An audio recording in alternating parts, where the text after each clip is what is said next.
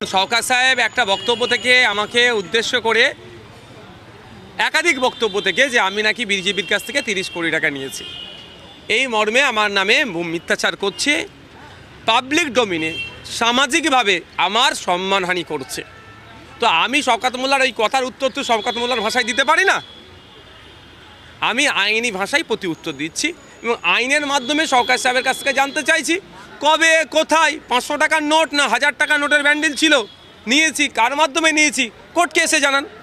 আমি criminal side থেকে মামলা করেছি, আমি তার আমার ওনার বক্তব্য আমার মানহানি হয়েছে, সামাজিকভাবে আমার রেপুটেশনে আঘাত লেগেছে, সুতরাং তাকে এসে জবাব দিতে হবে। আইন বিচার ব্যবস্থার উদ্যোগ কেউ নয়, যা তা বলে বেরিয়ে যাবে আমরা চুপ করে থাকবো নাকি? মিথ্যা মামলা আমার নামে 19টা মতো দিয়েছে, সেটা মাথায় নিয়ে লড়াই করছি।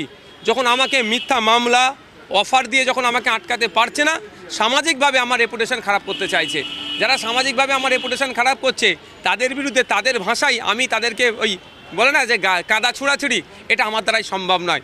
আমি স্বচ্ছ আছি, আমার কনফিডেন্স আছে, সেই জন্য আমি আইনের দ্বারস্থ হয়েছি।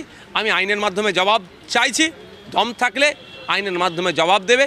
আমি আমার আইনজীবীর মাধ্যমে সেই তার আছে কোর্টে অ্যাপেয়ার হয়েছি, কোর্টে আমি আজকে মামলা দায়ের করেছি। দেখুন একটা কথা বলি, আমাকে টার্গেট কেন করছে এটাই বুঝতে হবে। তো বিজেপির যেখানে 77টা এমএলএ, সেখানে কোনো সমস্যা নাই, অবজারভার নাই, সে সংযুক্ত মোর্চা তথা আইএসএফের একজন এমএলএর কাছে এত কেন? সংযুক্ত মোর্চার এক এমএলএই সারা রাজ্যের মানুষকে বুঝিয়ে দিচ্ছে বিজেপি তৃণমূলের বাইনারি কোন জায়গায়, আর অ্যাকচুয়াল মানুষের জন্য কোনগুলো করতে হবে। ভয় পেয়েছে, আমাকে প্রথম অফার করেছে, অফার আমি প্রত্যাখ্যান করেছি। আমার নামে মিথ্যা মামলা দিয়েছে, আমাকে আটকাতে পারিনি। 42 দিন একবার জেল খাটালো, একবার 24 ঘন্টা জেল কাটালো। তাতেও আমি যখন ওদের কাছে মাথা নত করছি না, তাহলে ওরা কি দেখছে? সোশ্যাল মিডিয়ার প্ল্যাটফর্মটাকে আমার এগেনস্টে ব্যবহার করতে চাইছে। সেই জন্য ওরা কি করছে?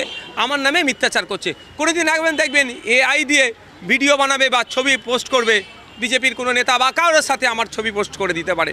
তবে আমি এতটুকুই বুঝি যে কোনো রাস্তার পথকুকুর যদি মানুষকে কামড়ে নেয়, মানুষের উচিত হবে না এই পথকুকুরকে কামড়ানো, তো যথাযথ ট্রিটমেন্ট করার জন্যই উচিত হবে। সুতরাং আমাকে কেউ কথা বলে, আমাকে কেউ মিথ্যার আশ্রয় নিয়ে আমার এগেনস্টে মিথ্যাচার করবে, আমিও মিথ্যার আশ্রয় নিয়ে তার এগেনস্টে মিথ্যাচার করব, এই কাদা ছুড়াছুড়ি অন্তত আমার রাজনীতির কেরিয়ার আমি করতে চাই না।